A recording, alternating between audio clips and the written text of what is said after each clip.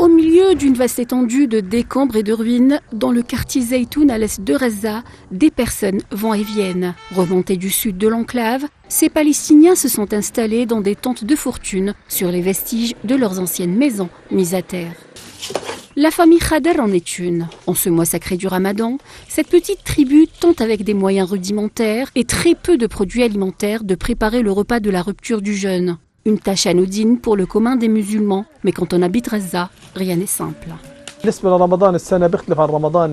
Cette année, le Ramadan est différent. Nous avons perdu des frères et sœurs, des parents et des cousins. Autrefois, nous avions l'habitude de rendre visite à nos proches. Mais aujourd'hui, nous ne pouvons aller nulle part. La situation est difficile et les transports sont très chers. Nous sommes donc obligés de marcher.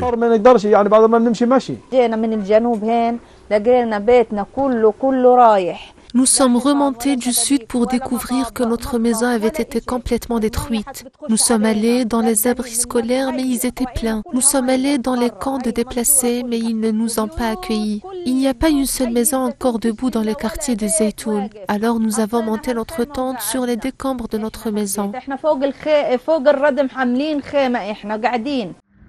Comment se remettre de 15 mois de génocide quand tout autour de vous n'est que destruction ? Quand à quelques centaines de mètres, les chars sionistes vous guettent et multiplient les manœuvres militaires. Quand les moteurs des avions sionistes grognent au-dessus de vos têtes à longueur de temps. En plus de vivre dans la peur et la psychose, ces familles ne reçoivent aucune aide, ce qui renforce leur sentiment d'abandon et de désespoir.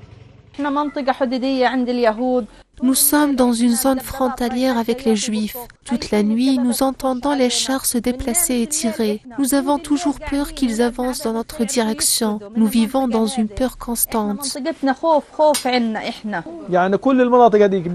Toutes les zones reçoivent de l'aide, de la nourriture et des boissons. Elles ont des points médicaux et un accès à l'eau. Mais ici, à Zaytoun, nous sommes livrés à nous-mêmes.